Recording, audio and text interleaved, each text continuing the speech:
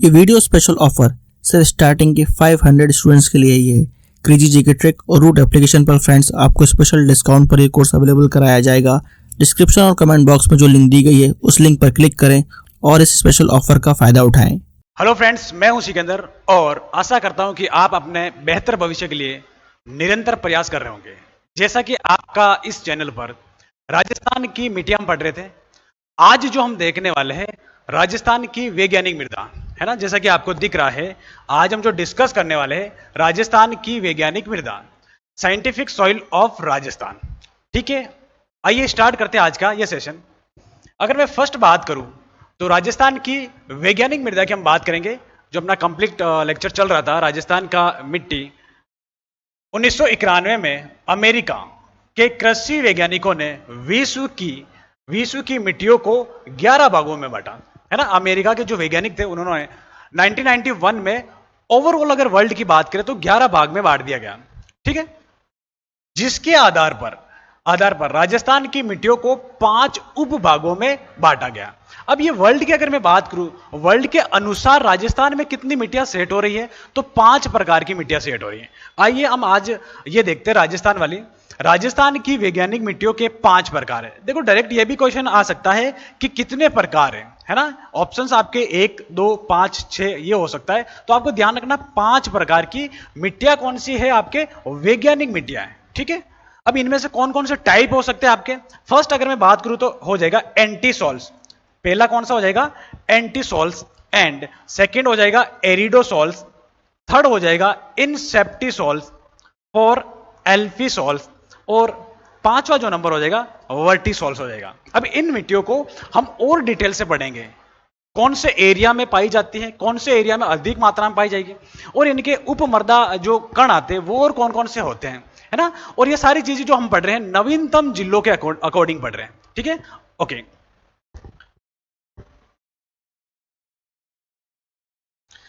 अब इसको थोड़ा सा मैप पर समझेंगे जिससे कि आपको आइडिया लग जाए कि राजस्थान के कौन सी तरफ कौन सी मिट्टियां है, क्योंकि इस टाइप की मिट्टियां आपको दिशा के आधार पर पूछी जा सकती है ना। तो देखते हैं, अब यह हो जाएगा आपका राजस्थान का पश्चिमी भाग हो जाएगा। इसमें जो मिट्टी आएगी वो आ जाएगी एंटीसॉल्स। कौन सी मिट्टी आ जाएगी, एंटीसॉल्स। देखो, मिट्टियों में आपको बहुत कंफ्यूज भी क्रिएट होता है, बहुत सारे बच्चे कंफ्यूज भी हो जाते हैं कि कौन सी दिशा में किस टाइप की मिट्टी है। थोड़े से तो इनके नाम अलग है ना, वैज्ञानिक नाम आ जाएगा। और अगर मैं बात करूं, सबसे पहले जो मिट्टी हमने देखी थी एंटीसॉल्स, कौन सी देखी थी, एंटीसॉल्स। देखो, आज मैं इनको आपको क्या करूंगा, याद भी करवा दूंगा, है ना, जिससे आपका हमेशा के लिए ये प्रॉब्लम खत्म हो जाएगी। अब एंटीसॉल्स आपको जो मिलेगी आपके राजस्थान के पश्चिमी भाग में मिलेगी। जैसा कि मैप में आप देख रहे हो, है ना, राजस्थान का जो पश्चिमी भाग है उस भाग में कौन सी मिट्टी मिलेगी आपको, एंटीसॉल्स मिलेगी। देखो, याद कैसे करना, अब ये याद ऐसा करना आपको, ये राजस्थान हो गया। अब राजस्थान के पश्चिम में आगे कौन सा देश आता है कि सर पाकिस्तान आता है, ये तो हमें पता है। तो पाकिस्तान आता है। अब पाकिस्तान क्या है, पाकिस्तान अपना एंटी है। एंटी मतलब दुश्मन है ना, तो इसके बाद पाकिस्तान आता है। तो पाकिस्तान हमारा क्या है, एंटी है, ये तो हमें पता है, एंटी दुश्मन है। अब इसका मतलब क्या हो जाएगा, राजस्थान के पश्चिमी जो जिले हैं जो पाकिस्तान के टच कर रहे हैं वो सारी वहां उन जिलों में कौन सी मिट्टी मिलेगी आपको, एंटीसॉल्स मिलेगी। ये एक चीज याद हुई होगी। इसके बाद देखिए, इसके बाद अगर मैं बात करूं मरुस्थल का जो ये भाग है ना, ये देखो, इसमें आप ये भी देख सकते हो, ये आपका शुष्कतम भाग हो जाएगा, मरुस्थल का शुष्कतम भाग हो जाएगा। और उसमें जो मिट्टी मिल रही है वो एंटीसॉल्स मिल रही है ना। अब यानी वर्षा बहुत कम होती है। अब इधर आ जाओ थोड़ा सा, इस वाले पार्ट में हो जाएगा आपका अर्ध शुष्क भाग, अर्ध शुष्क भाग। अब इसमें जो मिट्टी मिलेगी वो आपको मिलेगी एरिडोसॉल्स, है ना। एंटी याद हो गई, इसका जस्ट बाद में क्या है, पूर्व में कौन सी है, एरिडोसॉल्स हो जाएगी। अब आपको ध्यान देना है इनसेप्टिसॉल्स। इनसेप्टिसॉल्स इसी के आगे मिलेगी आपको। अगर मैं बात करूं, ये जो रेंज है आपको, है ना, एक रेंज आपको दिखाई देती है राजस्थान में, उसका नाम है अरावली पर्वतमाला। राजस्थान के मध्यवर्ती भाग में एक रेंज है, एक पर्वतमाला, उसका नाम क्या है, अरावली पर्वतमाला। अरावली पर्वतमाला में कौन सी मिट्टी है, इनसेप्टिसॉल्स। अब याद कैसे करेंगे, याद ऐसे करेंगे, हम घूमने गए अरावली में, अरावली की पहाड़ियों में घूमने गए, गोरम घाट गए, आपका आबू गए। अब हमें क्या करना, आप सेल्फी तो जरूर लोगे, किसी भी एरिया में जाओगे सेल्फी लोगे, तो हमें क्या करनी है, इस भाग में घूमने से पहले हमें क्या करना है, अब इन सेफ्टी मतलब इस एरिया में अपनी सेफ्टी रखनी है। पहाड़ी इलाका कभी फिसल जाओगे, है ना, और ऊपर से नीचे और डायरेक्ट ऊपर। अब समझो, याद करने का तरीका है कि अरावली में आप घूमने गए तो हमें क्या रखनी है, सेफ्टी रखनी है। इन सेफ्टी सोल्स आपके किस एरिया में हो जाएगी, अरावली वाले भाग में हो जाएगी। जैसे सिरोही हो जाएगा, उदयपुर हो जाएगा, राजसमंद हो जाएगा, ब्यावर हो जाएगा, आपका अजमेर, आगे इस रेंज आगे जो बढ़ रही है झुंझुनू तक, ये सारे एरिया कौन सा हो जाएगा, आपका अरावली हो जाएगा। इसके आगे चलते हैं। अब देखिए इसके बाद हो जाएगा एल्फी सोल्स, एल्फी सोल्स आ जाएगा। और राजस्थान का जो भी मैदानी भाग है, राजस्थान का जो भी ये मैदानी भाग है ना, इसको थोड़ा सा यहां भी लेंगे, जो मैदानी भाग है उस भाग में आपको कौन सी मिलेगी, एल्फी सोल्स मिलेगी, है ना, एल्फी सोल्स मिलेगी। और इसके बाद लास्ट में याद रखना वर्टी सोल्स, जो वर्टी सोल्स आपके मिल जाएगी कोटा, बूंदी, हाड़ौती वाले प्रदेश में मिल जाएगी, है ना। दक्षिणी पूर्वी भाग में आपको कौन सी मिल रही है, पूर्वी भाग में जो मिलेगी आपको वर्टी सोल्स मिल जाएगी, है ना। ठीक है, ये आपको चीज याद होगी। इसको और डिटेल से पढ़ेंगे, तो मैंने केवल एक मैप से बताया आपको, अब और डिटेल से पढ़ेंगे इसको। देखिए एंटीसोल्स पहली मृदा, एंटीसोल्स रेगिस्तानी मृदा है। सबसे पहले ध्यान होना चाहिए कहां मिलेगी आपको, रेगिस्तान में मिलेगी, जहां बालू के टिल्ले अधिक हैं, जहां रेत ही रेत है, वहां पर कौन सी मिट्टी मिल रही है, एंटीसोल्स। हमने याद किया। इसके बाद कौन सा पाकिस्तान देश आ जाता है, वो अपना एंटी है, इस टाइप से हमने याद किया था। अब जिले कौन से हो जाएंगे, पश्चिमी राजस्थान के लगभग जिले, है ना। जैसे अगर मैं बात करूं आपको डिनोट कराऊं तो एक आ जाएगा आपका जैसलमेर, एक आ जाएगा आपका बालोतरा, अभी बालोतरा नया जिला बन गया। एक आपका इसी से बना तो वो हो जाएगा बाड़मेर और बीकानेर, अनूपगढ़, गंगानगर, हनुमानगढ़। इन जिलों में जो आपको मिट्टी मिलेगी ध्यान रखना, लेकिन हनुमानगढ़ और गंगानगर में इसमें इसकी मात्रा कम मिलती, कुछ एरिया में ही मिलती, है ना। इनके कुछ क्षेत्र में ही ये मिट्टी पाई जाती है। तो आपको याद हुआ होगा राजस्थान के लगभग पश्चिमी जिले, है ना। आपका जैसलमेर इसका मोस्ट, अगर बात करें एक जिले की बात करें, जैसलमेर इसका मोस्ट इंपोर्टेंट रिप्रेजेंटिंग डिस्ट्रिक्ट हो जाएगा। ठीक है, उपनाम क्या है इसका, उपनाम हो जाएगा पीलीभूरी मिट्टी भी कहते हैं। उप प्रकार ध्यान रखना, आजकल ये ट्रेंड पूछा जा रहा है, जिस टाइप से क्वेश्चंस बन रहे हैं राजस्थान के ऑलमोस्ट एग्जाम में, वो इस टाइप से पूछ रहे हैं कि उप प्रकार क्या इसका उप प्रकार ध्यान रखना, टोरिसामेंट्स और डस्ट फ्लूवेंट्स, है ना। ध्यान रखना कि आपसे पूछा जा सकता है कि टोरिसामेंट्स कौन सी मिट्टी का उपवर्ग है, तो ध्यान रखना टोरिसामेंट्स जो हो जाएगा आपका एंटीसोल्स का उपवर्ग हो जाएगा। इस टाइप के क्वेश्चंस आ सकते हैं आने वाले एग्जाम में, आपको बहुत सतर्क और सावधान से ये चीजें याद करनी है ना। जहां पर भी मैं आईएमपी लगवाता हूं उनको आप बिल्कुल कंप्लीट होकर याद करें, क्योंकि इस टाइप के क्वेश्चंस पूछे जाने की संभावना अधिक रहती है। ओके, आगे चलते हैं। जीएस का most awaited course 100 hour GS by एक्सेसर। फ्रेंड्स, एक्सेसर ने इस कोर्स को बहुत ही यूनिकली डिजाइन किया है। यहाँ पर कॉन्सेप्ट्स को विजुलाइज कराया गया है और जिन फैक्ट्स को स्टूडेंट्स को याद करने में दिक्कत होती है उनको ट्रिक्स के थ्रू याद कराया गया है। एक अलग अंदाज में यहाँ पर जीएस के सब्जेक्ट्स को कवर किया गया है। जिन भी स्टूडेंट्स का जीएस में स्कोर अच्छा नहीं आता है वो एक बार जरूर चेकआउट करें क्रेजी जीके ट्रिक और रूट एप्लीकेशन पर 100 आवर जीएस कोर्स बाय एक्सेसर। इसके बाद अगर सेकंड मृदा की बात करें तो वो हो जाएगा आपका एरिडोसोल्स। देखो एरिडोसोल्स आपका काम, बालू मृदा, जो राजस्थान में जो बालू मृदा है, रेगिस्तान में भी बालू मृदा है, लेकिन आपका कंप्लीट रेगिस्तान में अगर बात करें तो आपका कौन सा हो जाएगा, एंटीसोल्स। लेकिन बालू जो मिट्टी है, बालू जहां मिट्टी मिलेगी आपको, वो आपका एरिडोसोल्स हो जाएगा। राजस्थान की अर्ध होगा, अर्ध शुष्क जलवायु में पाई जाने वाली मृदा, है ना। जैसे मैंने बात की मैप में भी, शुष्कतम में कौन सी मिल रही थी, एंटीसोल्स। उसके आगे कौन सा है, अर्ध शुष्क में मिल रही है आपको एरिडोसोल्स। ठीक है, अब इनके डिस्ट्रिक्ट अगर बात करो, सीकर, चूरू, झुंझुनू, नागौर, टिडवाना, कुचामन, जोधपुर ग्रामीण, पाली, जालोर, सांचौर और फलोदी, इन एरिया में आपके कौन सी मिलेगी, एरिडोसोल्स मिलेगी। आपको कभी भी कोई सा भी डिस्ट्रिक्ट उठा के पूछ लिया जाएगा कि जालोर में कौन सी वैज्ञानिक मिट्टी मिलती है, तो आपको ध्यान रखना होगा आपको कौन सी वैज्ञानिक मिट्टी मिल रही है, आपके एरिडोसोल्स मिल रही है ना। इस टाइप की मिट्टी आपसे पूछी जा सकती है। देखिए आगे, एरिडोसोल्स के उप मृदा कण कौन हो जाएंगे, ऑर्थिड। एरिडोसोल्स के उप मृदा कण ऑर्थिड है ना। क्या नाम आ रहा है, ऑर्थिड। आपको ध्यान रखना है, जैसे अगर मैं बात करूं, केम्बो ऑर्थिड, कैल्सी ऑर्थिड्स, सेलोर ऑर्थिड्स, पेलियो ऑर्थिड्स, है ना। अब ध्यान रखना है, इस एरिडोसोल्स के भी कौन कौन से आपके मृदा कण हो जाएंगे, उपकण, ऑर्थिड हो जाएगा। ऑर्थिड में भी ध्यान रखो, कैम्बो, कैल्सी, सेलोर, पेलियो। अब इसका एग्जाम में पूछा गया, ध्यान रखना, ये एग्जाम में क्वेश्चन आया हुआ, इसलिए मैंने आपको नोट में लिखवा रहा हूं कि राजस्थान के सीकर जिले में कैल्सी ऑर्थिड्स मृदा पाई जाती है। इसका जो क्वेश्चन था कि इनमें से कौन से जिले में कैल्सी ऑर्थिड मृदा पाई जाती है, तो कौन से जिले में? ऑप्शन ए ही मिला था सीकर, लेकिन ध्यान रखना ये सारे जिले में से कोई सा भी ऑप्शन उठा सकते हैं। और एक ये भी आ सकता है कि कैल्सी ऑर्थिड जो आपका मृदा है ये किससे संबंधित है, कौन सी मिट्टी से संबंधित है, तो आपके हो जाएगा एरिडोसॉल से हो जाएगा, है ना।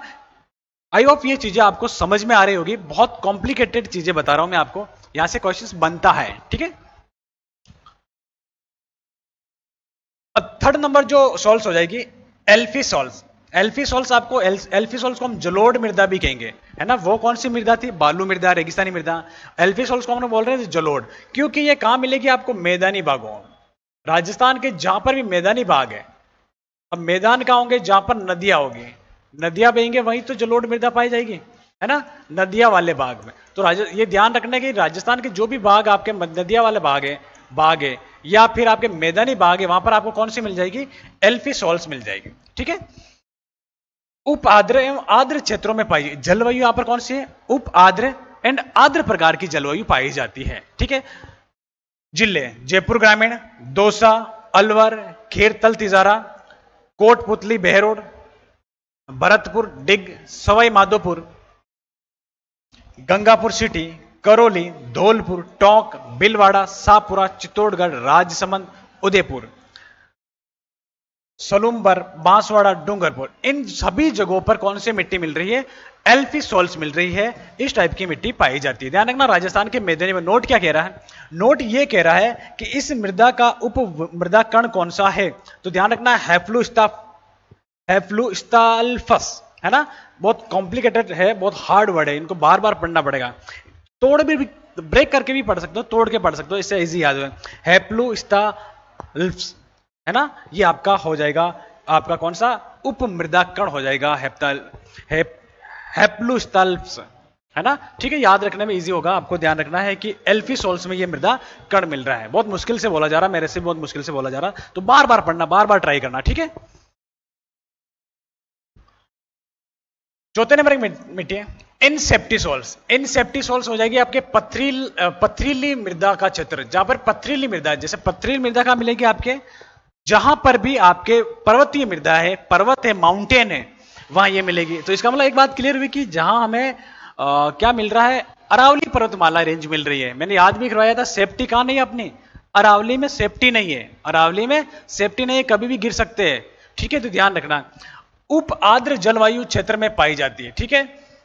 सिरोही, पाली, उदयपुर, सलूम्बर, ब्यावर, अजमेर, राजसमंद, भीलवाड़ा, चित्तौड़गढ़, शाहपुरा, ये आपके जो जिले हो जाएंगे। ध्यान रखना, यहां से पूछा जा सकता है, जहां पर भी अरावली रेंज का फ्लो है या अरावली रेंज जहां पर विस्तार हो रहा है, वो आपसे पूछा जा सकता है, ठीक है। वर्टिसोल्स आपका हो जाएगी, काली मृदा को वर्टिसोल्स बोलते हैं। ये आपका जो एरिया है, जलवायु है, आर्द्र अति आर्द्र क्षेत्र में पाई जाती है, आर्द्र एंड अति आर्द्र क्षेत्र में, ठीक है। जैसे अगर मैं बात करूं दक्षिणी पूर्वी, ओके, दक्षिणी पूर्वी भाग जो है वो कौन सा आपको मिलेगा? आर्द्र एवं उप आर्द्र क्षेत्र, आर्द्र एवं उप आर्द्र क्षेत्र, है ना। इस मृदा में अत्यधिक क्ले पाया जाता है। क्या पाया जाता है? क्ले पाया जाता है। क्ले क्या बोलते हैं? अगर मैं बात करूं काली मिट्टी में, हमने काली मिट्टी पढ़ के आए, काली मृदा, इसमें आपने देखा भी होगा कि क्ले पाया जाता है। क्या होता है? क्ले होता है। देखो, क्ले होने से क्या होता है? चिकनी होती है, बारीक होती है। जो बारीक मिट्टी होती है उसमें थोड़ा सा पानी डाल दिया जाए तो लसलसी हो जाती है। इसको हम किस नाम से दे रहे हैं? क्ले के नाम से दे रहे हैं। तो आपको पकड़ना क्या, क्ले किसे कहते हैं या वर्टिसोल्स में कौन सा पाया जाता है, क्या पाया जाता है, तो आपको ध्यान रखना, अत्यधिक मात्रा में क्ले पाया जाता है, ठीक है। कोटा, बूंदी, बारा, झालावाड़, है ना, कोटा संभाग आ गया, डूंगरपुर, बांसवाड़ा, चित्तौड़गढ़, इन जिलों में आपके वर्टिसोल्स मिलेगी। इन जिलों में कौन सी मिलेगी? वर्टिसोल्स मिलेगी, ध्यान रखना। राजस्थान के दक्षिणी पूर्वी पठारी भाग, अगर मैं बात करूं राजस्थान के कौन से भाग में मिल रही है, तो आपको ध्यान होना चाहिए राजस्थान के दक्षिणी पूर्वी पठारी भाग में ये पाई जा रही है। इसका भी उप मृदा कण कौन सा हो जाएगा? इसका उप मृदा कण की अगर मैं बात करूं तो हो जाएगा पेल्यूस्ट्रेट्स और क्रोम स्ट्रेट्स, है ना, पेल्यूस्ट्रेट्स एंड क्रोम स्ट्रेट्स। ये आपको देखो अलग से याद रखना है, ये क्वेश्चंस पूछा जा सकता है उप मृदा कण का, है ना, और ये बहुत कम जगहों पर आपको देखने को मिलेगा, है ना। लेकिन यहाँ जो आपको डिटेल से पढ़ाया जा रहा है जिससे कि आपको कोई भी क्वेश्चंस आपके, अगर मैं बात करूं तो नहीं छूटे, और चाहे किसी भी राजस्थान के किसी भी एग्जाम की आप तैयारी कर रहे हो, उसमें सभी में ये चीजें आपके काम आने वाली है। ओके, नेक्स्ट क्या है भाई, अब हम जो देखने वाले हैं राजस्थान में कृषि प्रकार की मृदा का वर्गीकरण। अगर मैं बात करूं तो कितने प्रकार है, 14 प्रकार है। राजस्थान में जो कृषि प्रकार की मिट्टी पाई जाती है ना, वो आपके कितने मिलेगी, प्रकार की मिलेगी, 14 प्रकार की मिलेगी, 14 टाइप्स हो जाएंगे इनके। अब यहां थोड़ा सा मैं पोज करूंगा, समझाऊंगा आपको। हमने सबसे पहले मिट्टियां स्टार्ट की, तब उसके कुछ परिचय हमने देखा था। उसके बाद हमने राजस्थान की जो मिट्टियां उनको हमने पढ़ा था, जलोढ़ मृदा, काली मृदा, लेटेराइट, लाल, पीली, भूरी। उसके बाद हमने आज जो स्टार्ट किया, राजस्थान की वैज्ञानिक मृदा को स्टार्ट किया। राजस्थान की वैज्ञानिक मृदा 5 प्रकार की थी, है ना। आपने एंटी, एरिडो, इंसेप्टी, एल्फी एंड वर्टी ये सुना होगा, देखा होगा। इसके बाद कृषि विभाग के अनुसार जो मिट्टियां बांटी गई, वो आपके बांटी गई कितने, 14 प्रकार की मिट्टियां। इनको भी अब हम देखते हैं, यहां से भी बहुत अच्छे अच्छे क्वेश्चंस बनते हैं। ध्यान है रखना, इन 14 जो प्रकार की मिट्टियां, इनको आप रट लेना, समझ लेना, याद कर लेना। यहां से ऐसा कोई एग्जाम नहीं है जहां से क्वेश्चन पूछा नहीं गया, लेकिन जब पूछा जाता है तब आपका वो बहुत टफ पढ़ने वाला होता है। ठीक है, आइए ये देखते हैं। अगर मैं सबसे पहले प्रकार की बात करूं तो साइरोजेक्स हो जाएगा, ये साइरोजेक्स, है ना। इंग्लिश में ध्यान रखें, साइरोजेम्स हो जाएगा। अब ये आपको मिलेगी गंगानगर और अनूपगढ़ में। कहां मिलेगी, गंगानगर और अनूपगढ़। ठीक है, अब जहां पर भी मैं अगर येलो से लिखता हूं, कहां से लिखता हूं, येलो से अब मैं लिखूंगा तो उसको आप समझे कि ये नए जिले, है ना, ये हो जाएंगे आपका अनूपगढ़। इसको मैं बॉक्स में बंद कर रहा हूं, ये कौन सा हो जाएगा आपका, अनूपगढ़। ठीक है, अनूपगढ़ एंड गंगानगर। जो भी बॉक्स में येलो में मैं कर रहा हूं वो नए जिले ऐड किए गए। ठीक है, रेवेरिना ध्यान रखना, गंगानगर और नया जिला कौन सा है, अनूपगढ़। इनमें भी ये मिलनी, लेकिन फर्स्ट हमें प्रायोरिटी हो जाएगी आपका गंगानगर, याद रखें। जिप्सी फेरस, अब जिप्सी फेरस अगर याद करूं तो वो हो जाएगा आपका बीकानेर। जिप्सी फेरस कौन सा हो जाएगा, बीकानेर हो जाएगा, जिप्सी फेरस बीकानेर हो जाएगा। ठीक है, अब देखो साइरोजेक्स क्या होगा, गंगानगर में मिलती है ना। गंगानगर राजस्थान का टॉप वाला जिला है। राजस्थान के सबसे उत्तर में कौन सा जिला, टॉप। सबसे ऊपर कौन सा जिला, सबसे ऊपर कौन सा है, गंगानगर। और इधर शब्द आ रहा साई बाबा, आपने सुना होगा, है ना। साई बाबा भी क्या है, अपने आप में गॉड है, भगवान है, वो टॉप है ना, वो क्या है, टॉप। तो साई है टॉप पर, सबका मालिक एक जो बोलते हैं बाबा, साई बाबा, वो क्या टॉप पर है। और राजस्थान में जिला टॉप पे कौन सा है, गंगानगर, अनूपगढ़। इसका मतलब साई शब्द आते हैं, आपको रिलेट करना कहां से, गंगानगर से रिलेट करना। आई थिंक ये चीजें थोड़ी थोड़ी मैं आपको जोड़ता रहूंगा तो आपको क्या क्वेश्चंस एग्जाम में क्लियर हो जाएंगे, आप कभी भूलने वाले नहीं हो, है ना। क्योंकि आप जिस फील्ड से आते हैं उस फील्ड में, या जिस एरिया से आते हैं, जिस बैकग्राउंड से आते हैं, राजस्थान की अगर मैं बात करूं तो यहां आपको उतनी सुविधाएं नहीं मिल पाती है, उतनी फैसिलिटी नहीं मिल पाती है। अपने आप को खुद को बनना होता है। आपके माँ बाप आपके पीछे पैसा लगाते हैं, बहुत सारा पैसा लगता है एजुकेशन में, और बच्चे की मेहनत बहुत लगती है। आज के समय में राजस्थान अगर में एग्जाम क्रैक करना है तो बहुत मेहनत लगती है, बहुत मेरिट ऊपर जाती है ना। तो आपके लिए एक डायलॉग क्या होगा, हम राजस्थानी है उनके लिए हिसाब से, ए दरिया तेरा बूंद भर भी एहसान नहीं है हम पर, ए दरिया तेरा बूंद भर भी एहसान नहीं है हम पर, हमने जब भी पानी पिया है इन पहाड़ों का सीना चीर के पिया है। ओके, ये आपके लिए था। आइए वापस अपने टॉपिक पर आते हैं। नवीन भूरी मृदा, देखो brown soil of recent origin, है ना। नवीन मिट्टी की अगर बात है, रिसेंट ओरिजिन जो हुई, उसमें अगर जिले की बात करें तो भीलवाड़ा, अजमेर, शाहपुरा, जैसे मैंने क्या बात की, नया है, केकड़ी और आपका ब्यावर, है ना। पहले इसमें यही जिले थे, भीलवाड़ा और अजमेर, इसमें से अलग हुए तो इसका मतलब हमने ये भी ऐड कर लिए गए। तो नवीन भूरी, नवीन कौन सा हो जाएगा, ब्यावर, शाहपुरा, केकड़ी, अजमेर और भीलवाड़ा, है ना। आप इनको भी याद कर सकते हैं। अब आ जाएगा पर्वतीय मृदा, हिली सॉइल, है ना। ये कहां मिलेगी, आपके उदयपुर में मिलेगी, और आपके सलूम्बर में मिलेगी, और आपके कोटा में मिलेगी। देखो ध्यान रखना, राजस्थान की जो अरावली में तो सारे पर्वत ही पर्वत है, लेकिन इन्हीं जिलों को क्यों उठाया गया है? तो ध्यान रखना इसलिए इंपॉर्टेंट हो जाता है कि ये जिले बहुत स्पेशल है। जब भी आपको हिली सॉइल्स या पर्वतीय मृदा का नाम आए तो आपको ध्यान रखना उदयपुर और कोटा या सलूम्बर में से ऑप्शंस आपके होंगे। अगर लाल पीली आ जाए तो पूरी अरावली हो जाएगी, लेकिन पर्वतीय मृदा आ जाए तो आपको ध्यान रखना उदयपुर और कोटा सलूम्बर हो जाएगा। ये क्वेश्चन पूछा गया और ध्यान रखना इसका बहुत अच्छा क्वेश्चन बन सकता है। लाल लोम रेड लोम हो जाएगा आपका डूंगरपुर और बांसवाड़ा। डूंगरपुर और बांसवाड़ा में कौन सी मिट्टी पाई जाएगी? रेड लोम हो जाएगी। अगर मैं इसको आईएमपी करूं तो इसमें कोई दोहरा ही नहीं होगी, क्योंकि बहुत अच्छा क्वेश्चन बना है इसमें पिछली बार। ग्रे ब्राउन जलोढ़ मृदा, ग्रे ब्राउन एलुवियल सॉइल है ना। ग्रे ब्राउन की अगर मैं बात करूं, जालोर, पाली, सांचौर, नागौर, अजमेर, सिरोई, डिडवाना, सांचौर भी नया है, और कुचामन। ये आपका कुचामन होगा, कुचामन है ना, कुचामन हो जाएगा आपका, ये आपका ठीक है। कुचामन में भी जो मिल रही ग्रे ब्राउन जलोढ़ मृदा मिल रही है। एक हो जाएगा कैल्सी ब्राउन मरुस्थलीय मृदा, desert soil of calci brown, ठीक है। कैल्सी ब्राउन तो है, लेकिन कौन से? मरुस्थलीय मृदा, जैसलमेर, बीकानेर और फलोदी में ये आपको मिलती है कैल्सी ब्राउन। जैसलमेर ऊपर बीकानेर, और जैसलमेर के जस्ट आगे आपका फलोदी हो जाएगा। जैसलमेर के जस्ट आगे कौन सा हो जाएगा? आपका फलोदी हो जाएगा, ध्यान रखना, ठीक है।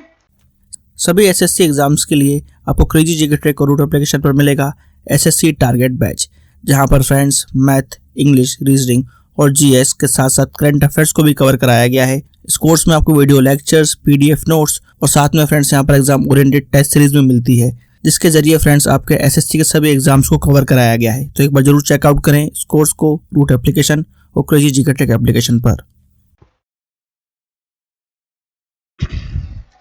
नॉन कैल्सी ब्राउन की अगर बात करें, नॉन कैल्सी ब्राउन सॉइल्स हो जाएगी आपके जयपुर, सीकर, झुंझुनू, नागौर, अजमेर, अलवर, कोटपुतली और बहरोड है ना। अलग ये एक ही कोटपुतली बहरोड में आपके नॉन कैल्सी ब्राउन मिल रही है। पीली भूरी मृदा येलो विस ब्राउन सॉइल हो जाएगी आपके जयपुर, टोंक, सवाई माधोपुर, भीलवाड़ा, चित्तौड़गढ़, उदयपुर। आपको क्या करना है? देखो इन मिट्टियों को याद तो करना ही है, लेकिन आप जब अगर इनको मैप से याद करोगे तो बहुत अच्छे से याद होगी। जब तक मैप आपके सामने नहीं होगा, इन मिट्टियों को आप ड्रॉ नहीं कर रहे होंगे, तो याद नहीं होगी, भूल जाओगे। मैं बोल रहा हूं आपको याद करना है तो आपको मैप लाना पड़ेगा, ब्लैंक मैप, उसमें आपको ड्रॉ करनी पड़ेगी। अब नवीन जलोढ़, देखो जलोढ़ मिट्टी भी आपको कहां मिलती है? अलवर, भरतपुर, इसी एरिया में। लेकिन नवीन जलोढ़ या alluvial soil of recent origin, वो भी आपको अलवर, भरतपुर, सवाई माधोपुर और जयपुर वाले इलाके में मिलेगी। ध्यान रखना, अलवर, भरतपुर, सवाई माधोपुर मोस्ट इंपॉर्टेंट हो जाएंगे नवीन जलोढ़ मृदा की बात। अब काली गेरी मृदा, जहां पहले काली मृदा पाई जाएगी वहीं आपको काली गेरी मृदा मिलेगी। Deep medium black soil, deep medium black soil, Kota, Bundi, Bara, Jhalawar, Kota संभाग आ जाएगा एक तो, कोटा संभाग, कोटा संभाग।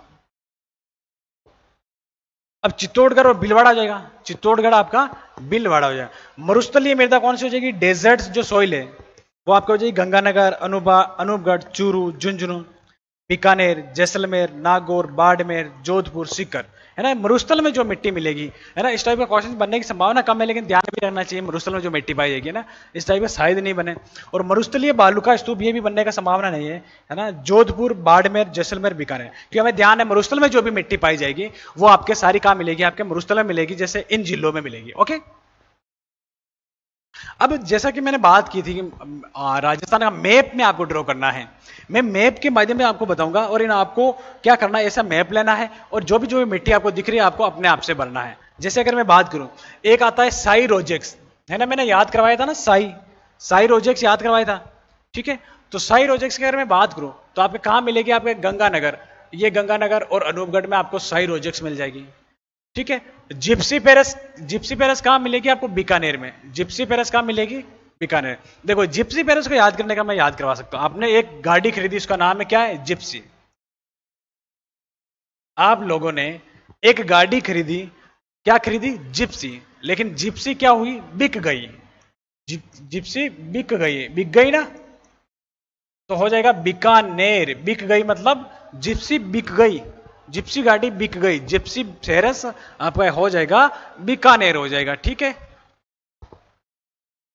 मरुस्थलीय बालू का स्तूप या डेजर्ट की मैं बात करूं तो ये आपके मरुस्थल में जो भी मिलेगी, जैसे जैसलमेर, फलोदी, बीकानेर, ये एरिया बात की थी हमने। केल्सी ब्राउन मरुस्थलीय मृदा, ये आपके कौन सी हो जाएगी? केल्सी ब्राउन मरुस्थलीय मृदा हो जाएगी, ध्यान रखना। केल्सी ब्राउन, केल्सी ब्राउन अगर मरुस्थलीय मृदा की अगर मैं बात करूं तो कहां मिलेगी आपको, ध्यान रखना। ये आपके जयपुर के आसपास वाले इलाकों में मिल रही थी, जैसा कि वापस देख सकते हैं आपने। केल्सी ब्राउन है ना, केल्सी ब्राउन ये था।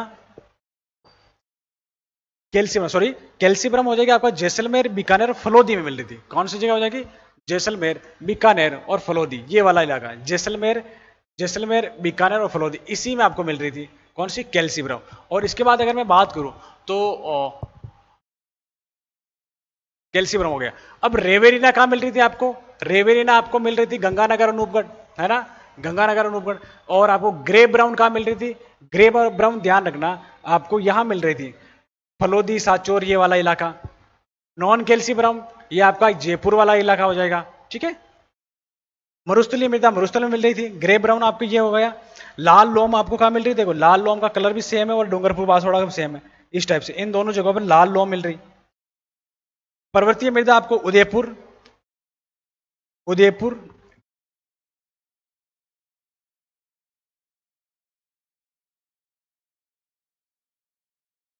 उदयपुर हो जाएगा। और इधर आपका कोटा हो जाएगा, और सलूम्बर तो है ही इसके आगे, उदयपुर, सलूम्बर और कोटा हो जाएगा, ठीक है। पीलीभूरी मृदा जो हो जाएगी आपके, पीलीभूरी मृदा कहां हो जाएगी आपके, ध्यान रखना। ये आपके इस वाले बिलवाड़ा, अजमेर वाला, ब्यावर का वाला जो बताया था, पीलीभूरी हो जाएगी। और नवीन जलोढ़ हो जाएगी आपके सवाई माधोपुर, भरतपुर, धौलपुर। और नवीन भूरी जो हो जाएगी आपके इस वाले इलाका में हो जाएगी आपके। और कालीगिरी आपके हाड़ौती वाले प्रदेश में, कोटा, बूंदी, बारा, झालावाड़ में हो जाएगी। देखो इनको क्या करना, आपको मिट्टी को जब भी आप मैप बना के देखोगे तो बहुत अच्छे से याद हो जाएगा। मैप में ड्रॉ करना है, जैसे मैंने आपको समझाया है काफी चीजें, उस टाइप से आपको ड्रॉ कर लेना। राजस्थान की मृदा की समस्या, प्रॉब्लम्स ऑफ सॉइल। अब हम मिट्टी की जैसे बात करें तो राजस्थान की मिट्टी की बहुत सारी प्रॉब्लम्स है, जैसे मिट्टी का कटाव हो गया, मिट्टी का एक जगह से दूसरी जगह उड़ना हो गया, बहुत सारी चीजें आपको इसमें समझनी होगी। देखिए देखो जो हम देख रहे हैं समस्या क्या क्या, मृदा अपरदन हो जाएगा, मिट्टी का जो कटाव है, मिट्टी का पानी के द्वारा, हवा के द्वारा जो कटाव हो जाता है उसे हम क्या बोलेंगे? मिट्टी अपरदन या सोइल इरोजन बोलेंगे। क्या बोलेंगे? सोइल इरोजन बोल देंगे। अब दूसरा हो जाएगा भूमि का क्षारीय व लवणीय होना। अब बहुत जगह पर क्या होता है कि भूमि लवणीय हो जाती है, नमक की मात्रा बढ़ जाती है, क्षारीय हो जाती है। इससे क्या होता है? वह फसल का उत्पादन नहीं हो पाएगा, है ना। ये समस्या इन सभी में फसल का उत्पादन नहीं होगा। इसका क्या समाधान होगा वो भी हम देखने वाले हैं।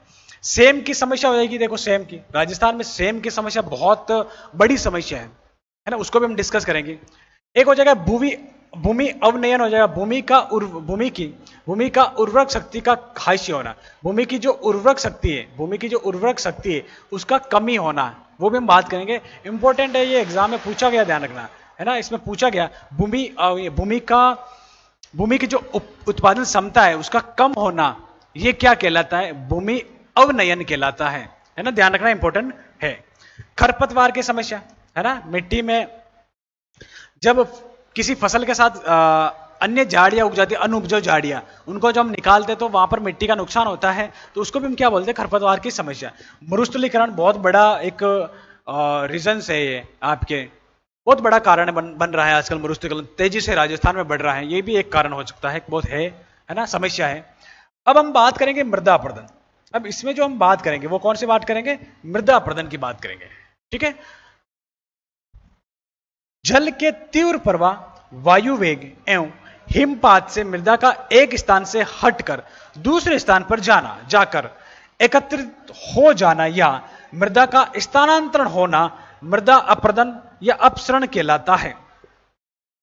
कहने का मतलब क्या है? मिट्टी का टूटना वायु के द्वारा या बर्फ के द्वारा, बर्फ तो राजस्थान में पड़ता नहीं है, और या टूटने के बाद एक स्थान से दूसरे स्थान पर शिफ्ट हो जाना, इसको हम क्या बोल रहे हैं? आपको एकत्रित हो जाना या स्थानांतरण हो जाना, इसको हम क्या बोल रहे हैं? मृदा का अपरदन बोल रहे हैं, यानी मिट्टी का कटाव समझ लो, सीधी सी लैंग्वेज में समझो, मिट्टी का कटाव। ये बहुत सारे रीजंस हो सकते हैं, आगे देखते हैं। आगे हम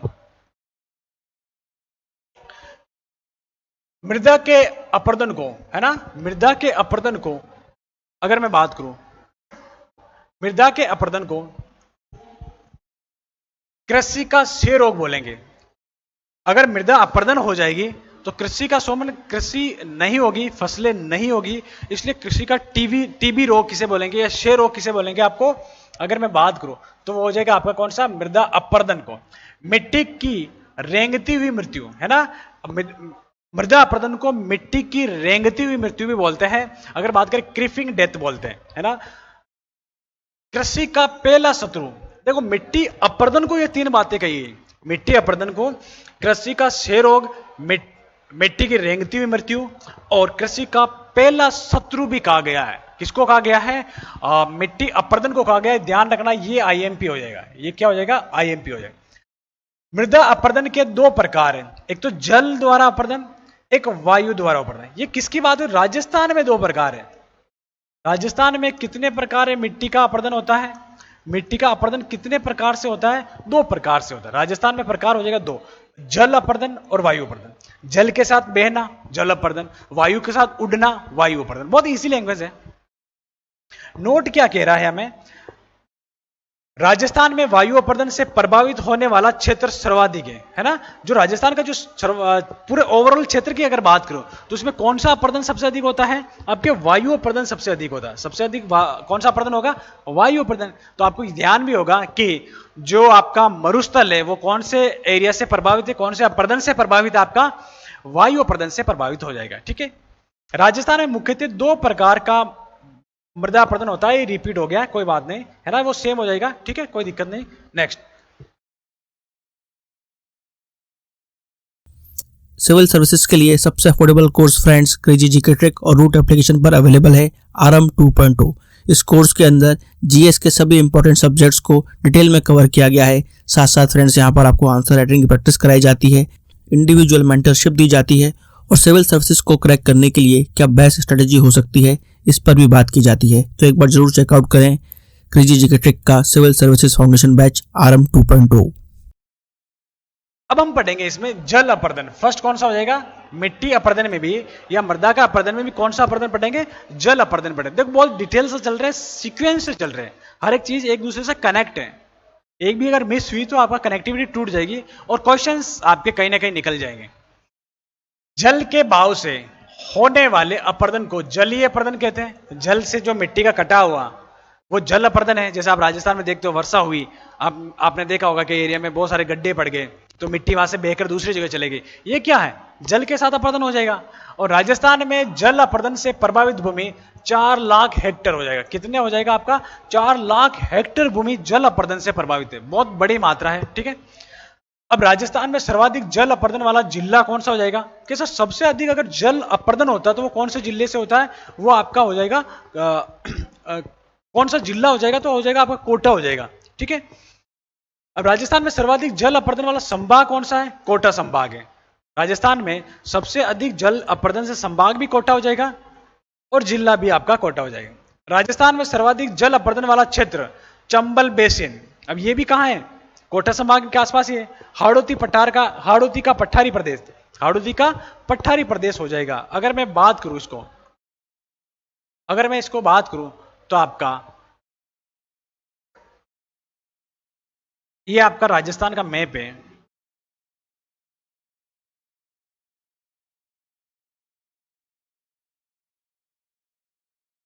है ना, अब इसका जो ये एरिया है, ये आपको जो बताया जा रहा है, ये जैसे अगर मैं बात करूं कोटा डिस्ट्रिक्ट आ गया, इसमें आपका कोटा संभाग आ जाएगा और हाड़ौती प्रदेश आ जाएगा। इन सभी में क्या प्रॉब्लम आ रही है कि यहां पर सर्वाधिक जल का अपर्दन होता है। यहां पर क्या होता है, सर्वाधिक जल का अपर्दन होता है इन जगहों पर। ठीक है, ये आपका जो दक्षिणी पूर्वी, ये भी आ सकता है दक्षिणी पूर्वी भाग, राजस्थान का कौन सा भाग सर्वाधिक जलीय अपर्दन से ग्रस्त है, तो दक्षिणी पूर्वी भाग हो जाएगा, दक्षिणी पूर्वी पठारी भाग आ जाएगा, दक्षिणी पूर्वी भाग आ जाएगा। है ना, अलग अलग क्वेश्चन एक हो सकता है लेकिन ऑप्शन बहुत सारे हो सकते हैं आपके। ठीक है, अब आता है इसी में वापस अवनालिका अपर्दन। अब जलीय अपर्दन में भी देखो हम कितना, सबसे पहले हमने पढ़ा मृदा अपर्दन, मृदा अपर्दन में हमने पढ़ा जल और वायु अपर्दन, और जल अपर्दन में वापस किस में आ गए, अवनालिका अपर्दन। अवनालिका अपर्दन क्या होता है, गली इरोजन। क्या होता है, गली इरोजन हो जाएगा। जल के तीव्र प्रवाह से जब गेरी गेरी घाटियां नालियां बन जाती हैं या नाली नुमा कटाव हो जाता है तो उसे अवनालिका अपर्दन कहते हैं। इसे लंबवत अपर्दन भी कहते हैं। क्यों, ये नाली कैसे बनेगी, लंबवत अपर्दन बनेगी। हाड़ौती प्रदेश में जल से क्या पूरा गली इरोजन होता है। आपसे पूछा भी जा सकता है गली इरोजन के लिए कौन सी रिवर फेमस है, चंबल रिवर की, उसकी बात करेंगे बाद। तो गेरी गेरी घाटियां बन जाती है, ये अपर्दन कौन सा होगा, जैसे गेरी गेरी घाटियां ये बनेगी तो ये अपर्दन कौन सा हो जाएगा, आपका लंबवत अपर्दन हो जाएगा। ये आपका लंबवत अपर्दन हो जाएगा। ठीक है, ये जैसे जैसे अंदर की ओर जाएंगे तो घेरी घेरी घाटियां बन जाएगी, तो ये अपर्दन कौन सा हो जाएगा, आपका लंबवत। ये भी पूछा जा सकता है कि लंबवत अपर्दन सबसे अधिक कहां होता है, तो ध्यान रखना लंबवत अपर्दन सबसे अधिक आपके कौन से एरिया में हो जाएगा, कोटा संभाग में हो जाएगा, हाड़ौती प्रदेश में हो जाएगा। राजस्थान में सर्वाधिक अवनालिका अपर्दन वाली नदी चंबल नदी। राजस्थान में सर्वाधिक अवनालिका अपर्दन वाला जिला कोटा जिला है ना। राजस्थान में सर्वाधिक अवनालिका अपर्दन वाला क्षेत्र कौन सा हो जाएगा, दक्षिणी पूर्वी पठारी क्षेत्र हो जाएगा, हाड़ौती प्रदेश हो जाएगा। इसमें एक वर्ड दिया हुआ बीहड़ या उत्खात स्थलाकृति, बेडलैंड टोपोग्राफी। ये क्या है, अब ये क्या है, चंबल नदी जब पहाड़ी भागों में बहती हुई नीचे आती है तो घेरी घेरी घाटियां बना देती है, उबड़ खाबड़ भूमि बना देती है। उसी को हम किस नाम से जान रहे हैं, बीहड़ या उत्खात भूमि, ऊपर नीचे वाली भूमि है ना, गुफा बना देती है। बेडलैंड टोपोग्राफी के नाम से जानेंगे। जब नदी द्वारा मृदा का अपर्दन होने से उबड़ खाबड़ भूमि बन जाती है उसे बीहड़ बोलेंगे। उसको हम क्या बोलेंगे, बीहड़ बोलेंगे। और ध्यान रखना इसका एक वर्ड और आता है रेवाइंस। आपसे पूछा जा सकता है बीहड़ का एक वर्ड आपको मिलेगा, रेवाइंस मिलेगा, है ना, रेवाइंस मिलेगा। ठीक है, बीहड़ प्रभावित जिले की बात करूं, कोटा, सवाई माधोपुर, धौलपुर, करौली। सर्वाधिक बीहड़ प्रभावित जिला कौन सा हो जाएगा, प्रतिशत के आधार पर धौलपुर सबसे अधिक प्रभावित है। बीहड़ से सर्वाधिक प्रभावित जिला कौन सा हो जाएगा, धौलपुर हो जाएगा। क्या हो जाएगा, धौलपुर हो जाएगा। क्षेत्रफल की दृष्टि से सर्वाधिक बीहड़ प्रभावित भूमि कोटा हो जाएगा। एरिया की अगर बात करें तो कोटा सबसे अधिक प्रभावित हो रहा है बीहड़ से, और प्रतिशत के आधार पर, परसेंट के आधार पर धौलपुर हो जाएगा।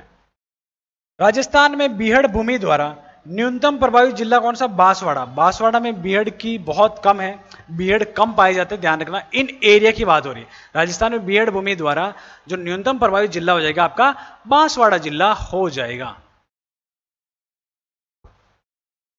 एक आता है इसी में चादरी अपर्दन, सीट इरोजन। क्या होता है, जब वर्षा के समय पर्वतों के ऊपरी भाग की संपूर्ण भूमि के ऊपरी परत का अपर्दन हो जाता है ना, उसे हम क्या बोलेंगे, चादरी अपर्दन बोलेंगे। समझो, जैसे अगर मैं बात करूं ये पहाड़ी इलाका है, ये क्या है, ये पर्वत है, पर्वत। अब इस भाग में टॉप पर क्या बारिश हुई, क्या हुई, वर्षा हुई। अब वर्षा होने से ये जो बाग है पूरा इरोजन होकर नीचे आ जाता है। ये पूरा बाग क्या मिट्टी से धस जाता है। इस पूरे बाग में चादर के रूप में अलग हो जाता है, पूरा परत के रूप में हो जाएगा, है ना। जैसे हम किसी एरिया में मिट्टी का इरोजन मानते गली के रूप में होता है, छोटी जगह से। अगर पूरे एरिया में साफ हो गई मिट्टी तो उसको हम किस नाम से जानेंगे, चादरी अपर्दन या सीट इरोजन के नाम से जानेंगे। ठीक है, अब सर्वाधिक चादरी अपर्दन सिरोही में होगा जहां पहाड़ी इलाका है, और इसके बाद क्या होगा, राजसमंद में हो जाएगा। ध्यान रखना, सर्वाधिक चादरी अपर्दन से जो प्रभावित जिले हैं सिरोही और राजसमंद, है ना, पूरा पहाड़ी या पर्वत इलाका है। अब वापस इसी का सेकंड पॉइंट आया हमने, वायु अपर्दन या विंड इरोजन। वायु के द्वारा जो अपर्दन होता है उसे हम वायु अपर्दन के नाम से जानते हैं। जैसे पश्चिमी राजस्थान में तेज गति से चलने वाली वायु के कारण मृदा एक स्थान से उड़कर दूसरे स्थान पर जमा हो जाती है, जिसे वायु अपर्दन या सेतीज अपर्दन कहा जाता है। मतलब ये जो अपर्दन होता है इस टाइप से होता है, सेतीज अपर्दन, है ना, लगातार अपर्दन होता है। जैसे बालू का स्तूप मैंने पढ़ा था, बालू का स्तूप एक जगह से दूसरी जगह आगे चला गया तो अपर्दन कैसा हो रहा है, सेतीज अपर्दन होता है। ये लंबवत अपर्दन नहीं होता। ध्यान रखना, लंबवत अपर्दन कौन सा हो जाएगा आपका, जलीय अपर्दन, और सेतीज अपर्दन कौन सा हो जाएगा आपका, वो हो जाएगा आपका वायु अपर्दन, है ना। वर्टिकल एंड हॉरिजेंटल, हॉरिजेंटल जो हो जाएगा आपका कौन सा, वो आपका वायु अपर्दन हो जाएगा। प्रभावित जिले याद करने की कोई जरूरत नहीं है, पश्चिमी मरुस्थल के जो जिले हैं वो सारे आपको इसमें देखने को मिलेंगे, जैसे बाड़मेर, बालोतरा, जोधपुर ग्रामीण, फलोदी, जैसलमेर, पाली, नागौर, डिडवाना, कुचामन, बीकानेर, चूरू, झुंझुनू, सीकर आदि जिले की बात हो रही है। मतलब रेगिस्तान में जो जिले मिलते हैं वो आपके सारे क्या हो जाएंगे, आपके वायु प्रदूषण से प्रभावित हो जाएंगे, है ना। कभी जून के महीने में मौका मिले, मई जून में, तो रेगिस्तान में जाना, वहां पर जो वायु का अपरदन होता है बहुत तेज वाला होता है, देखने लायक भी होता है। जैसे आपने एक वर्ड सुना होगा बबूलिया, बतुलिया, है ना। इनका जो आंधियां चलती है इनको राजस्थान में लोकल लैंग्वेज में क्या बोलते हैं, बबूलिया बोलते हैं। तो बबूलिया एक वायु प्रदूषण का बहुत बड़ा फैक्टर है ना। बतुलिया हो जाएगा, आपने सुना होगा, या भूत ताल्या हो जाएगा। राजस्थान में सर्वाधिक वायु प्रदूषण वाला जिला जैसलमेर। एक जिले की बात आई तो कौन सा हो जाएगा आपका, जैसलमेर हो जाएगा। और राजस्थान में न्यूनतम वायु प्रदूषण वाला जिला धौलपुर, है ना। अब इसको समझो, अगर मैं बात करूं तो जैसलमेर आपके पश्चिम में है, और पश्चिम में क्या है, रेगिस्तान, और धौलपुर आपके किधर है, पूर्व में है, और यहां पर क्या है, पहाड़ी इलाका। तो पहाड़ी इलाके में तो क्या होगा आपका, और ये आपका हो जाएगा मरुस्थलीय इलाका। अब मरुस्थल में तो रेत ज्यादा उड़ेगी तो वायु प्रदूषण ज्यादा होगा, और पहाड़ी इलाका में तो कम उड़ेगी तो वायु प्रदूषण सबसे कम होगा। राजस्थान में सर्वाधिक वायु प्रदूषण वाला माह कौन से महीने में होता है, जैसे मैंने बात की जून के महीने की जो आंधियां है, कभी मौका मिले तो जाना। जून के महीने की आंधियां आपको जिंदगी भर याद रहेगी राजस्थान की, है ना। तो कहां आएगी आंधियां, आपके पश्चिमी राजस्थान, जैसलमेर, बाड़मेर, बालोतरा, फलोदी, जोधपुर ग्रामीण, इन एरिया में आपको जो आंधियां मिलेगी वो अधिकतर जून के महीने में मिलेगी। मई जून से स्टार्ट हो जाती है, लेकिन अगर बात करें जून में सर्वाधिक आंधियां आ जाती है, ठीक है। अब मृदा अपरदन के कारण, ऐसे क्या रीजन है जहां से मृदा अपरदन होता है, कौन कौन से कारणों से मृदा अपरदन होता है। बड़े फैक्टर हमने देखे कौन कौन से, वायु अपरदन, ये प्रकार थे, वायु अपरदन से होता है और आपका जल अपरदन से होता है। लेकिन कारण कौन कौन से है और भी अगर बात करें तो वनोन्मूलन, है ना, वन का हटाना, पेड़ पौधे काटना, है ना, डिफोरेस्टेशन, वनस्पति की कमी से होगा क्या, वनस्पति की कमी हो जाएगी।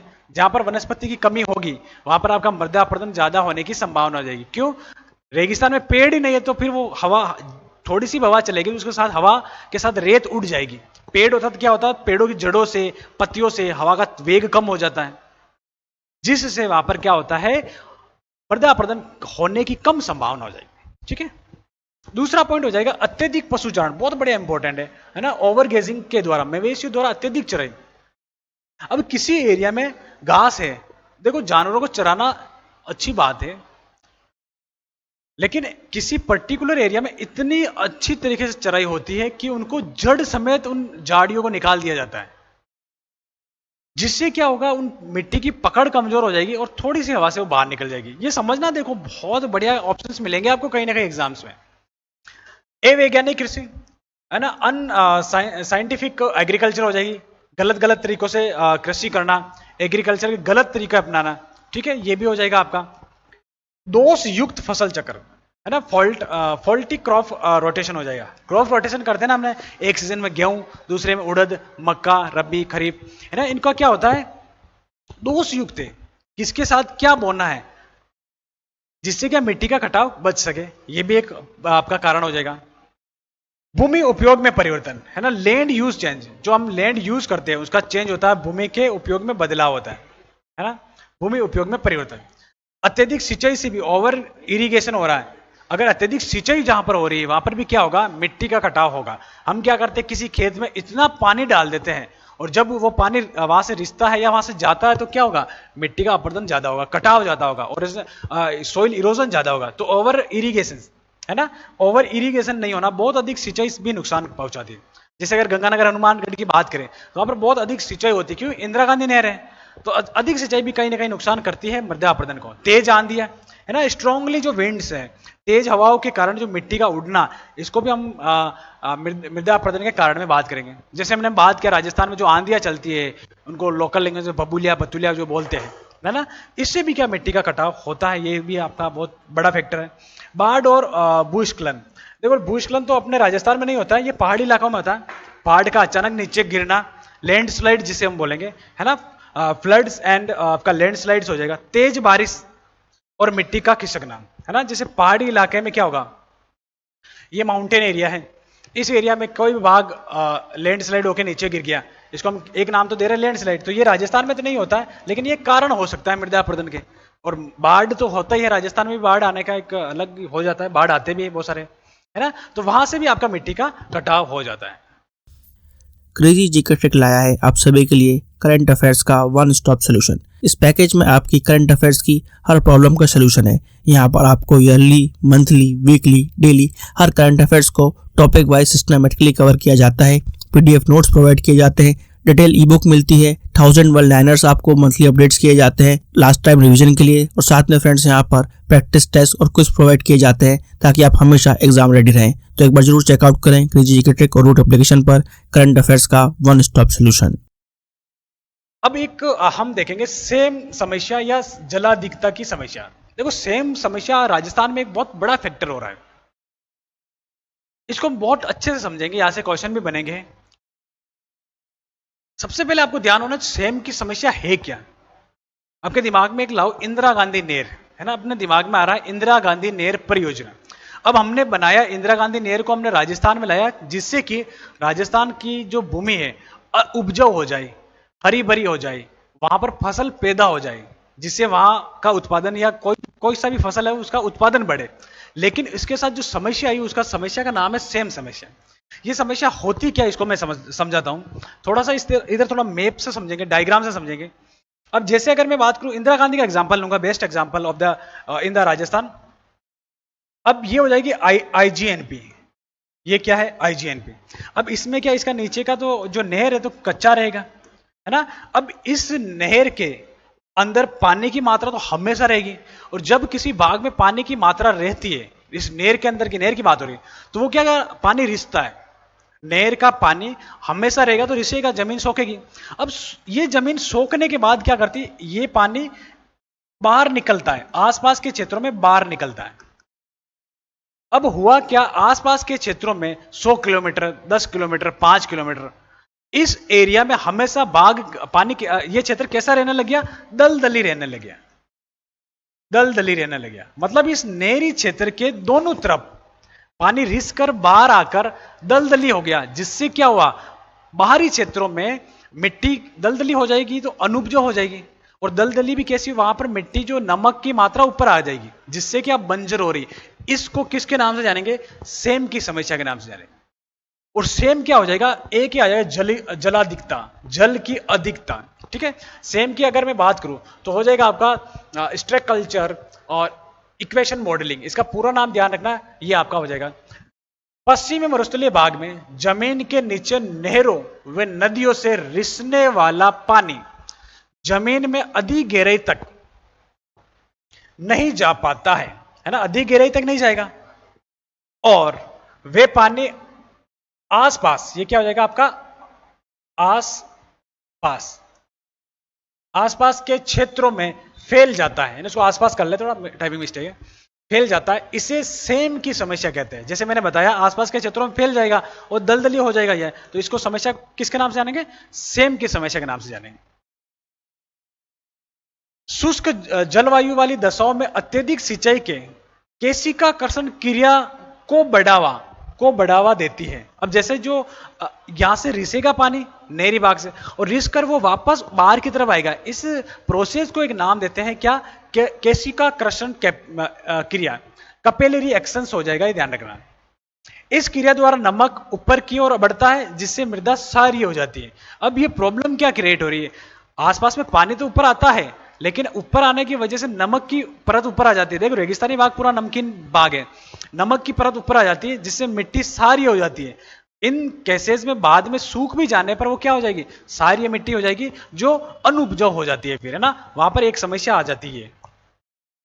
सेम की समस्या से पारिस्थितिकी परिवर्तन हो रहा है, पारिस्थितिकी परिवर्तन होना लाजमी है ना। वहां पर हमने देखा था कि हरा भरा हो जाएगा रेगिस्तान, फायदा भी मिलेगा आपको, लेकिन वहां पर जो चेंजेस है वो कौन सा हो जाएगा, पारिस्थितिकी परिवर्तन है, इकोलॉजिकल जो चेंजमेंट आ रहा है वो हो जाएगा आपका।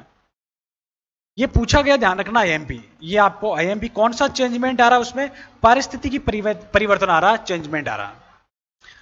सेम की समस्या इंदिरा गांधी नहर क्षेत्र व गंगा नहर, गंगा नहर होगा, गंग नहर होगा, ये गंग नहर सिंचित क्षेत्रों में है ना, वहां पर एक गंग नहर है गंगानगर में और इंदिरा गांधी नहर है, इन एरिया में सेम की समस्या ज्यादा है, कहने का मतलब। सेम की समस्या से सर्वाधिक प्रभावित जिला कौन सा हो जाएगा, हनुमानगढ़, है ना। बहुत अच्छा क्वेश्चन, अभी हाल ही में किसी एग्जाम में पूछा गया, सबसे अधिक अगर प्रभावित एक जिले की बात करूं तो वो कौन सा हो जाएगा, हनुमानगढ़ सबसे अधिक प्रभावित है यहां पर, है ना। सेम की समस्या से सर्वाधिक प्रभावित गांव कौन सा हो जाएगा, बड़ोपल, चर्चित गांव कौन सा हो जाएगा आपका, ये आपका सेम की समस्या से चर्चित गांव राजस्थान का बड़ोपल हो जाएगा। और ये भी कहां है आपका, ये हनुमानगढ़ में ही है, हनुमानगढ़ में ही है, ध्यान रखना, हनुमानगढ़ में ही है, तो गांव और जिला एक ही, हनुमानगढ़, गांव कौन सा हो जाएगा, बड़ोपल। अन्य गांव भी है जैसे बड़ोपल, भगवान दास, दईदास, कनवानी, गंदेली, दौलतावाली, है ना, ये सारे आदि भी है, इनमें से कभी कभी उठा कर दिया जाएगा कि इनमें से कौन कौन से गांवों में सेम की समस्या है। तो एक गांव की बात है तो बड़ोपल, है ना, बड़ोपल से आप याद करके बड़ी समस्या, है ना, और आपका हनुमानगढ़, ठीक है। सेम की समस्या का समाधान क्या है, देखो प्रॉब्लम अपने जीवन में आना तय है ना, प्रॉब्लम तो आएगी ना, बिना प्रॉब्लम के समस्या आती है, उसका समाधान कैसे करना, तो इसका भी समाधान कर लिया है, समस्या का समाधान कर लिया है। जैसे हम सबसे पहले इसमें प्रयोग करेंगे जिप्सम का प्रयोग, कि भाई आपके अगर दलदली हो गया, समस्या सेम का समस्या आया है, तो आप जिप्सम का प्रयोग करो, जिससे वो कहीं ना कहीं उपजाऊ होने की संभावना ज्यादा रहेगी। और एक पेड़ है उसका नाम है सफेदा, यूकेलिप्टिस पादप का प्रयोग करो। अगर उसके चारों तरफ इंदिरा गांधी नहर है, इसके चारों तरफ हम सफेदा पेड़ लगा देंगे तो वो क्या करेगा, दलदली भाग को सोखता है। सफेदा जो है, इसका नाम ध्यान रखना, सफेदा आपसे नहीं पूछा जाएगा एग्जाम में, सफेदा नॉर्मल वर्ड है, आपसे पूछा जाएगा, वैज्ञानिक नाम पूछा जाएगा, यूकेलिप्टस, यूकेलिप्टस पादप किसकी समस्या के लिए काम में आता है, तो ध्यान रखना सेम की समस्या से, है ना। देखो आजकल सीधा सीधा पूछा नहीं जाता है ना, ये नहीं कि हलवा मिल गया उठ के खाना है, नहीं, आजकल हलवा बनाना पड़ेगा और फिर खाना पड़ेगा आपको, है ना। पहले परोसा जाता था, आजकल बना के खुद को परोसना पड़ेगा। तो याद क्या करना है, यूकेलिप्टस पादप भी सेम की समस्या के लिए हो जाएगा। बूंद बूंद सिंचाई करो, अगर आसपास में सिंचाई अधिक मात्रा में तो बूंद बूंद सिंचाई करो, जिससे क्या सेम की समस्या कम होगी, मिट्टी सारी कम होगी। नहरों की लाइनिंग, है ना, नहरों की लाइनिंग क्या हो जाएगी, नहरों पर पेड़ों की लाइनिंग बात करिए, पेड़ों की लाइनिंग हो जाएगी। नहर के आसपास हम पेड़ को एक लाइन से बना देंगे, उससे भी कहीं ना कहीं कमी आएगी पाए, है ना। स्प्रिंकलर सिंचाई पद्धति अपनाना, ये बूंद बूंद सिंचाई का इंग्लिश नेम हो जाएगा, स्प्रिंकलर सिंचाई जो इरिगेशन जो होता है हमें वो पद्धति अपनाना। इसमें मेन बात तो दो ही है, जिप्सम का प्रयोग और सफेदा का प्रयोग, सफेदा यूकेलिप्टिस पादप, जिप्सम इंपॉर्टेंट है, ध्यान रखना।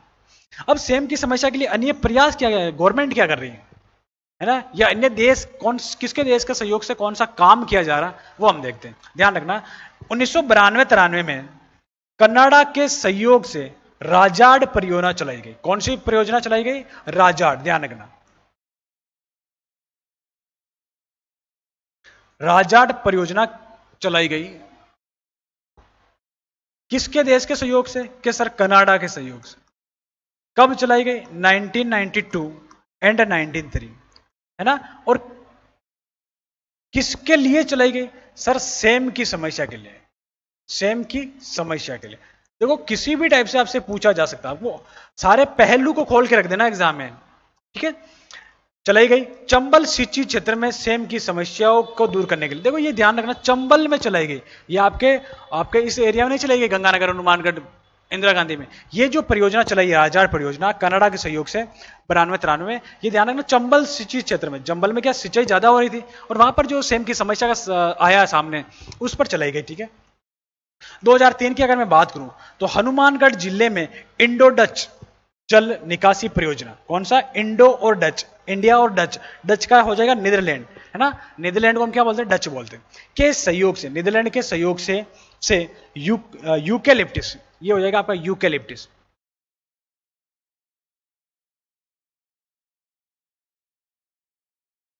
यूकेलिप्टिस नामक पेड़ दलदल को रोकने के लिए लगाया गया है ना। जैसे मैंने पहले भी बात की थी, नहरी क्षेत्र के आसपास ये पेड़ लगा देंगे, सफेदा नामक पेड़, यूकेलिप्टिस नामक पेड़, जिससे कि ये दलदल को सोख लेता है, जल्दी पानी को खत्म कर देता है, जिससे मिट्टी का उपजाऊपन बना रहे, है ना। ये सेम की समस्या के समाधान भी हो जाएंगे, समाधान के साथ ये प्रयास भी हो जाएंगे। ध्यान रखना 1992-93 कनाडा के सहयोग से चंबल पर, और 2003 में इंडो डच परियोजना, नीदरलैंड जो डच को बोल रहे हैं, ये कहां पर चलाई गई? आपके इंदिरा गांधी एरिया में चलाई गई, या हनुमानगढ़ वाले एरिया में चलाई गई। ठीक है, ओके, आगे चलते हैं। अब भूमि अवनयन क्या होता है ना। भूमि अवनयन क्या होता है? भूमि की उर्वर शक्ति का हाशिए होना। अब क्या होता है, वहां से मिट्टी उड़ रही है, बहुत सारी समस्याएं आ रही है, तो भूमि की जो उर्वरकता है, वो क्षमता है, कैपेसिटी है जो, वो कम हो जाएगी। जैसे हमने एक साल भूमि में खाद दिया, बहुत सारी चीजें की, उसमें खेत को बोया, तो सपोज करो 100 टन गेहूं हुआ, है ना। कितना गेहूं हुआ? 100 टन गेहूं हुआ किसी पर्टिकुलर एरिया में, 10 बीघा, 20 बीघा, जो भी है। लेकिन अगले साल वो 90 टन या 80 टन पे आ जाता है, तो ये क्या है? उसकी कैपेसिटी कम हो रही है। उसकी कैपेसिटी क्या हो रही है? क्षमता कम हो रही, तभी तो जैसे जैसे धीरे जाएगा, डाउनफॉल जाएगा, है ना, 70 टन आ जाएगा, तो कहीं ना कहीं उसकी कैपेसिटी कम हो रही। इसको हम किस नाम से जानेंगे? भूमि अवनयन के नाम से जानेंगे। पूछा गया है कि भूमि की शक्ति का, उर्वरक शक्ति का कमी आना या हाशिया होना क्या कहलाता है? तो आपका भूमि अवनयन कहलाता है, भूमि का घटना कहलाता है। उपजाऊ भूमि का किसी कारणवश उत्पादकता में कमी आना ही भूमि अवनयन कहलाता है। जैसे मैंने बात की 100 टन था, 80 70 हो गया, तो ये क्या उत्पादकता हो जाएगा, है ना, इसमें कमी आ रहा है। ठीक है, भूमि अवनयन के कारण कौन कौन से कारण हो सकते हैं भूमि अवनयन के, उसकी मैं बात करूंगा।